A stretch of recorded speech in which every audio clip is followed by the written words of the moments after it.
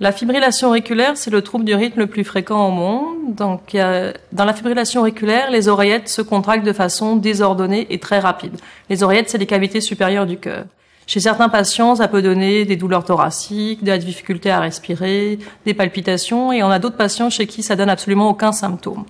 Il y a plusieurs facteurs de risque associés à la fibrillation auriculaire qui augmentent votre risque d'en faire pendant votre vie. Donc, si vos parents ont fait de la fibrillation auriculaire, vos frères et sœurs, si vous avez de la haute pression, si vous êtes plus âgé, si vous avez du diabète, de l'apnée du sommeil, tout ça, ça augmente le risque de faire une fibrillation auriculaire.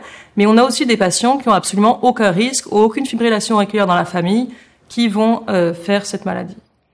La fibrillation auriculaire est associée à une augmentation du risque d'accident vasculaire cérébral.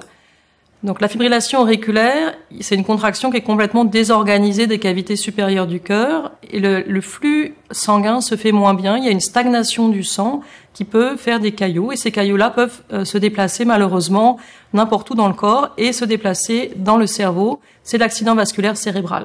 Dans l'accident vasculaire cérébral, vous avez une occlusion d'une petite artère cérébrale qui fait qu'il y a un infarctus au niveau du cerveau.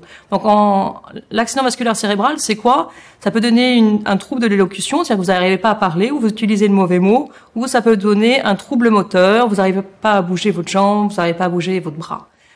Quand ça régresse en quelques heures, on appelle ça un accident ischémique transitoire, mais quand les symptômes durent plus de 24 heures, on appelle ça un accident vasculaire cérébral. Le CHADS-65 est utilisé pour évaluer le risque d'accident vasculaire cérébral chez un patient avec une fibrillation auriculaire. CHADS-65, ça comporte l'insuffisance cardiaque, l'hypertension, le diabète et un âge supérieur à 65 ans. Pourquoi supérieur à 65 ans? C'est parce qu'à partir de cet âge-là, le risque d'accident vasculaire cérébral augmente de façon significative et justifie la mise en place des traitements. Quand le patient a un des facteurs de risque associés à une augmentation du risque d'accident vasculaire cérébral, il y a une indication de traitement anticoagulant. Donc le traitement anticoagulant, ça peut être aussi bien le Coumadin qu'un des nouveaux anticoagulants avec 1 ou 2 prises par jour.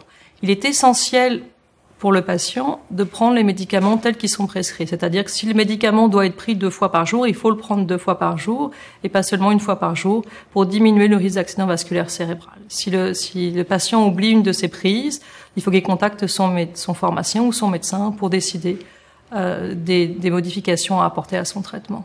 Les patients qui n'ont pas de facteur de risque et qui ont moins de 65 ans, s'ils ont une maladie vasculaire, ils vont avoir un traitement par antiplaquettaire, c'est-à-dire généralement l'aspirine. S'ils n'ont pas de maladie vasculaire, ils ont moins de 65 ans et aucun des facteurs de risque qu'on vient de voir, il n'y a aucune indication de prendre un traitement anticoagulant. L'étude BRAIN-EF, qui est actuellement au Canada, étudie le fait de savoir s'il faut débuter un traitement anticoagulant plus tôt, c'est-à-dire chez les patients de moins de 65 ans sans facteur de risque d'accident vasculaire cérébral. Chez ces patients-là, il n'y a pas d'indication actuelle à un traitement anticoagulant, sauf s'il y a une maladie vasculaire, un traitement par aspirine. Nous, on évalue les patients avec fibrillation auriculaire, les jeunes patients, un traitement donc anticoagulant à petite dose versus le traitement standard, donc placebo ou l'aspirine chez les patients avec maladie vasculaire. Le but de l'étude, c'est de savoir est-ce qu'il faut débuter une anticoagulation plus précocement chez les patients atteints de fibrillation auriculaire pour les protéger contre le risque d'accident vasculaire cérébral. Si vous avez donc moins de 65 ans, aucun des facteurs de risque qu'on vient de voir, c'est-à-dire pas d'insuffisance cardiaque, d'hypertension artérielle, de diabète ou d'accident vasculaire cérébral dans le passé, et que vous êtes intéressé à participer à l'étude BRAIN-EF, vous pouvez en parler à votre cardiologue pour qu'il vous réfère au site le plus près de chez vous. Si vous avez de la fibrillation auriculaire et que vous avez la moindre question, vous pouvez parler à votre médecin de famille, votre cardiologue ou consulter une clinique de fibrillation auriculaire spécialisée.